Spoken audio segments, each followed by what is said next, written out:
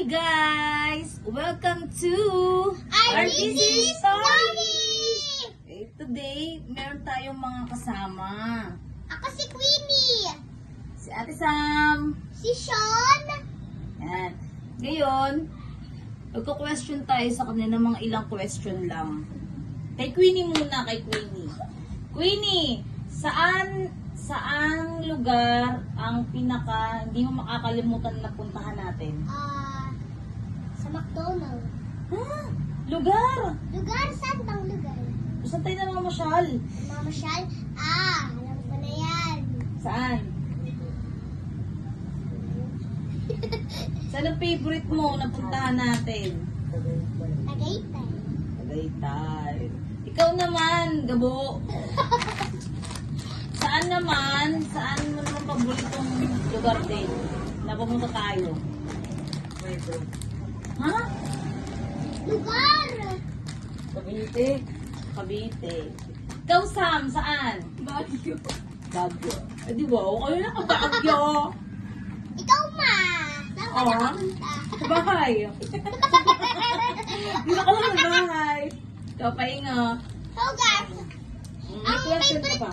ang favorite ko pala na kinakain lagi is ang sinigang at adobo. Masaya mo ikaw? Ikaw, Sam, anong favorite ulam mo? Sinigang.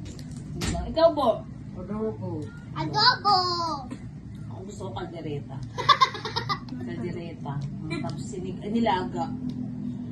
Ayoko na sinigang. Kalaban nila. Bakit? Tatanungin ko kayo kung pwede kayo, kung i-grant yung wish nyo na lugar kung saan nyo gustong pumunta. Saan kayo punta? Ikaw, Queen, saan mo gustong pumunta? Ay, tatay. Hindi, kahit saan lugar.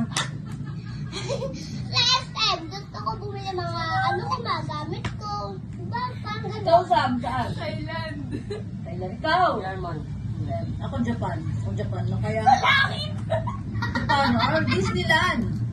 Hong Kong. Kasi gusto ko talagang, kumbaga gusto kong magkaroon ng inner child. Ma-full yung inner child ko na. Gusto ko yung mga, yung parang mga pinapanood ko, diba? Kasi wala pa tayong pera. Kailangan manood kayo sa'yo para magkaroon, matupad namin yung mga gusto. Charot! Sino ang favorite person nyo? Ikaw, sino ang paborito mong tao? Si Nanay Norma. Ikaw, Sam. Ikaw muna. Ikaw, Bo. Mau. Ikaw, Sam.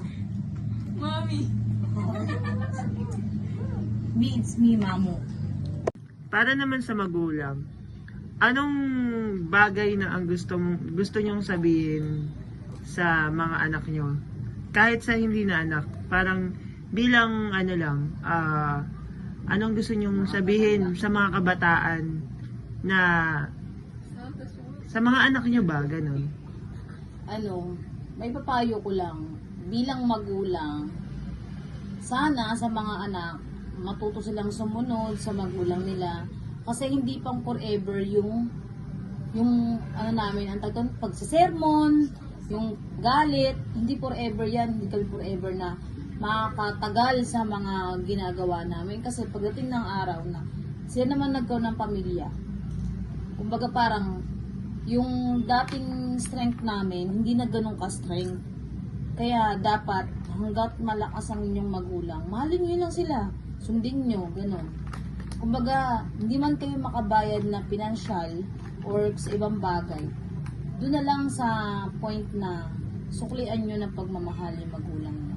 Tsaka yung respeto, nandun. Kasi, number one yan kasi, yan yung magiging reflection ng magulang nyo.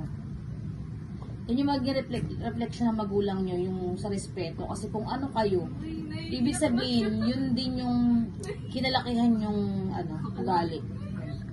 Kaya sana, habang may time kayo sa parent nyo, mahalin nyo lang sila na mahalin. Kasi, hindi rin naman kasi yan pang forever talaga. Walang forever.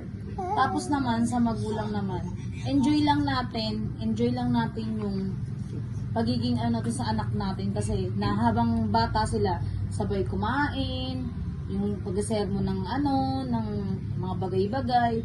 Kasi paglaki nila, hindi natin magagawa yan. Katabi matulog. Kasi may kanya-kanya na silang buhay eh. So, nakakamiss yung ganun. Nakakamiss. Talagang maano mo yun siya, maaalala mo yung mga bagay na magkakasabay kayong kumain, na hindi nyo na magagawa kasi hiwa-hiwalay na kayo eh. Yun. So, sana ganun yung mga ibang kabataan. Marunong mag-appreciate ng magulang. O kahit sa ibang matanda na nakakatanda sa kanila. Yun lang. This is the end of our vlog. Please subscribe and share. Walang kakwenta-kwenta.